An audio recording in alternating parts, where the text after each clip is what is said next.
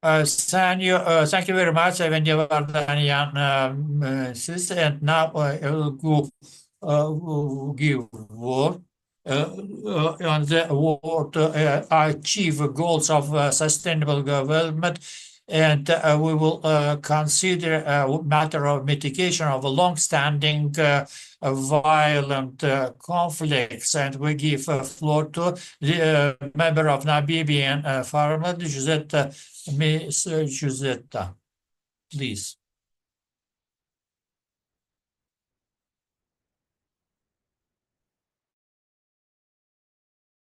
And now, Miss Buteka is absent for good reasons, and Miss Vardanian. We thank Mrs. Vardanian, and if they participate in the groups, and we will like to thank them. But please, dear colleagues, whoever wants to join each group, please go, and we start and resume our work in 1430. And goodbye to everybody, and we'll meet you again. Thank you, everybody.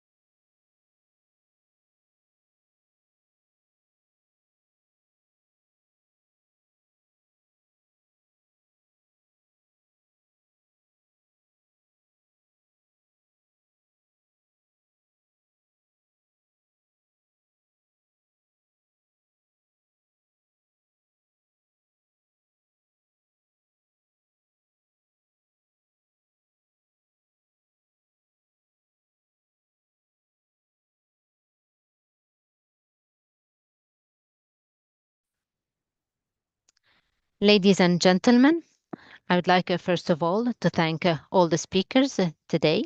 Thank you all for your opinions and for your valuable ideas to guarantee the participation of women equally in the decision-making processes and in preserving sustainable peace.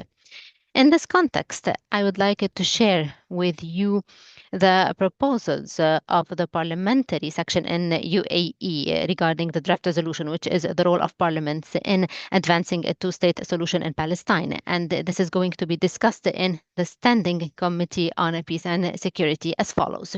First, the sentence supporting building the humanitarian and institutional capacities, whereby the draft resolution would guarantee that parliaments would have the necessary skills to play their legislative and supervisory roles. And this would enhance the international cooperation as well as the political stability. And this would support democracy through empowering parliamentarians to be able to represent the citizens efficiently and proposing legislations that would be much more inclusive. Second, we would like to add the sentence encouraging the participation of women and enhancing gender parity, as well as enhancing the electoral processes in paragraph 11 of the draft resolution, which would contribute to having a more fair political representation and more inclusive representation, which would enhance democracy and which would guarantee laws reflecting the needs of the populations at the gender level. Enhancing the transparency of elections and gender parity would enhance confidence and trust in the political processes, and it would support the political stability, which would contribute to building more sustainable governance systems. Thank you for your kind attention.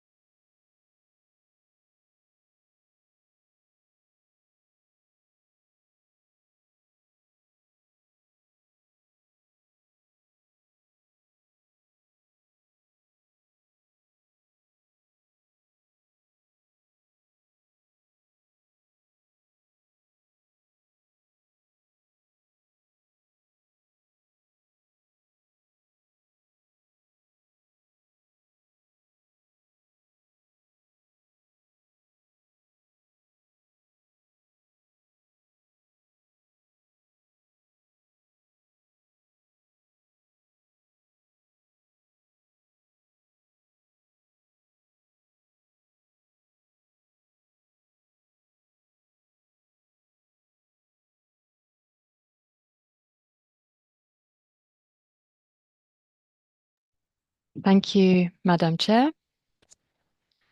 In the same type of ideas that as the colleague who preceded me, our country is very engaged on this issue, the Palestinian issue. We have various different points to contribute to the resolution. Firstly, we have to say that the Palestinian people have suffered the repercussions of the occupation, these violences. And what is important for us as legislators is that we have to have an important role in finding a solution that is equitable and durable for the Israeli and Palestinian people. Another point that we think is very important is to promote a diplomatic debate which is integral, and the legislative assemblies should play a role in this diplomacy.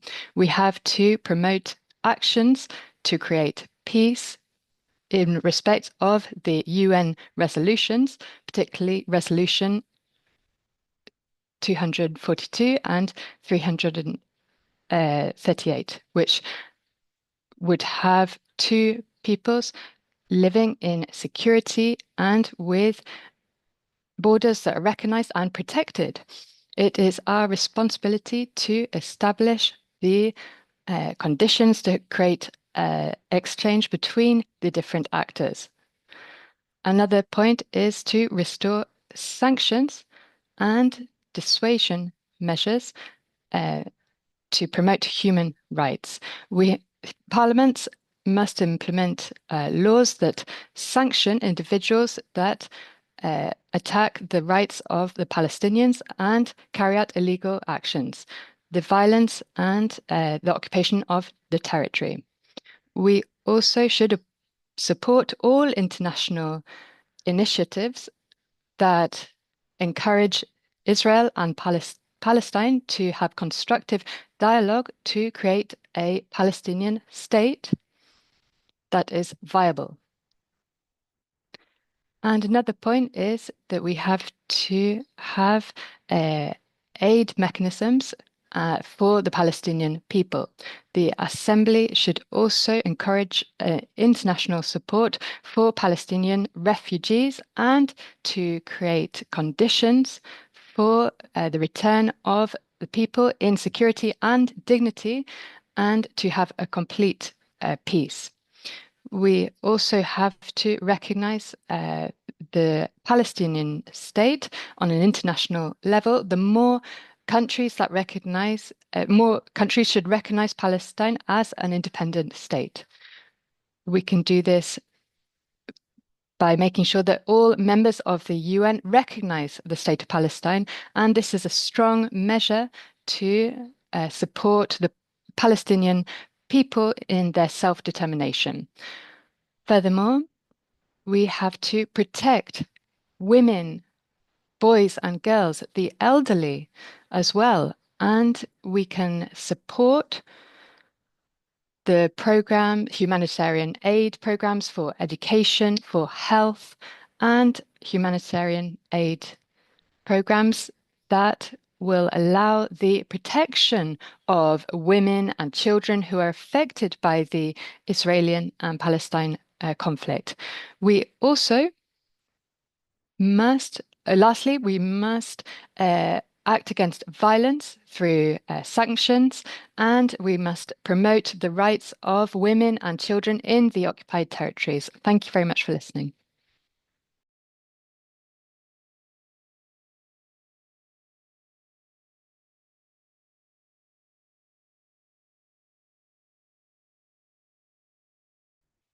Thank you to the President.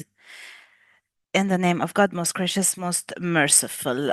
I would like to thank the hosting country for their warm welcome, and I would like to thank the president of the Bureau for organizing the last conference in Mexico, and for organizing this conference, this global conference for women parliamentarians in a country globally every year. As to our subject today, women and children are the first people who are affected in any crises in the world. As parliamentarians, we cannot accept what's happening currently in Gaza. Algeria's position is the same when it comes to all causes in all the countries, especially in Palestine. Regarding the participation of women in peace, it is very important. We form half of the society